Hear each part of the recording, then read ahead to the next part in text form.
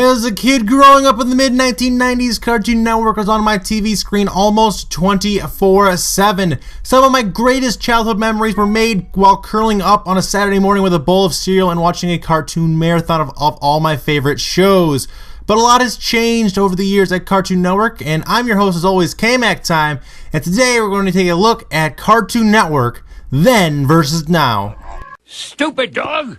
Stupid dog! Stupid dog! I would like you to jump into a time machine back to 1994 when Cartoon Network Studios was first born. Now, I'm not going to bore you with too many details, but what made Cartoon Network so great was its original programming. Overseen by the president of the network, Jim Samples, the What a Cartoon Show premiered in 1995 and showcased a ton of new cartoon ideas, many of which eventually got their own series, including Dexter's Lab, Johnny Bravo, Cow and Chicken, Powerpuff Girls, Courage the Cowardly Dog, and so on and so on. Many of these awesome shows were spawned from What a Cartoon Show. This is what's commonly referred to as the golden age of Cartoon Network. All these shows became instant classics, and the success led to the creation of even more awesome shows like Ed, Edd n Eddy, Codename Kids Next Door, and Samurai Jack. The network could seemingly do no wrong. Almost every show they created became a hit with kids. That is until they seemed to stumble a bit in the early 2000s. Now, this is when Turner Broadcasting, which owned Cartoon Network, merged with Time Warner. During this time, there was a lot of spillover from the two companies. Black and white Warner Bros. Cartoons were now being shown on Cartoon Network along with reruns from the Kids WB, and the new shows, including Justice League, were also released this time. Cartoon Network went through what I like to call an identity crisis during this time, and during the first few years of the new millennium, most of the classic Cartoon Network programs were being viewed on its sister network, Boomerang. But by 2006, many of the cartoons, including Dexter's Lab, the Powerpuff Girls, were actually making their way back into the Cartoon Network in 30-minute segments, which were part of the show called The Cartoon Show. All of this came to an end, however, when Jim Samples, the man who had been part of Cartoon Network's programming from the start, resigned in February of 2007, a few days after the Boston Bomb Scare incident involving Adult Swim's Aqua Teen Hunger Force when they were marketing campaign for their first film. Now, Jim Samples felt personally responsible for the incident and unfortunately stepped down from his position, and ever since that day, Cartoon Network had never really been the same. Stuart Snyder succeeded Samples, and with his new title and power, he was the reason why so many quality programs like The Grim Adventures of Billy and Mandy were canceled. Under his reign of terror, as it's been come to be known, reality show-inspired cartoons emerged, like Total Drama Island and 16.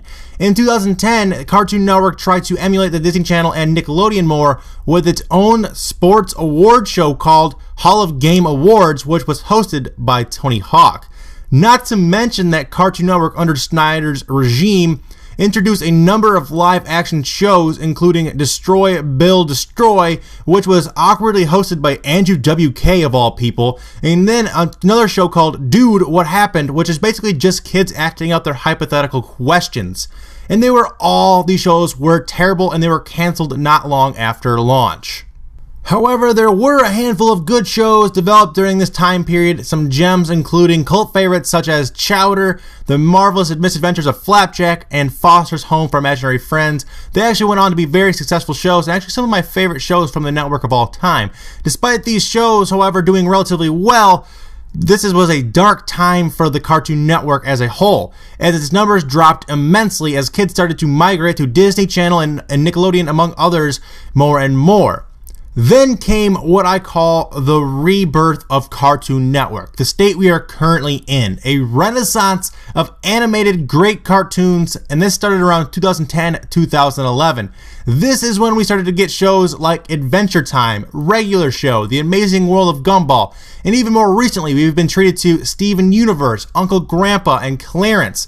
And on top of that, we've gotten some decent reboots of older shows like Bugs Bunny and Wabbit or Be Cool Scooby-Doo, and then now they've announced and coming soon The Powerpuff Girls is getting a reboot. Samurai Jack series is making a return. It seems that Cartoon Network has finally listened to its viewers and started giving them what they wanted for a change. And because of that, we got a brand new golden age of cartoons. Now, the debate over which golden age of cartoons is better is still open for discussion. The classic shows from the mid-90s are what formed the network and got it to where it is today, but today's shows are what saved the network from what seemed like certain doom. So it's hard to say one is better than the other. Personally, I think they are both special times in cartoon history and both deserve to be called the best. But what do you guys think? Let me know in the comment sections what was your favorite time period in Cartoon Network history. Also, tell me what your favorite shows are. I'd love to hear about your favorite cartoons of all time from Cartoon Network. Also, make sure you guys smash that like button and subscribe for more of these videos. If you guys are new around here, you guys get more of these videos in your sub box daily. That's all for now. Remember, it's always K-Mac time somewhere. Until then, guys, take it easy. Hand peace out.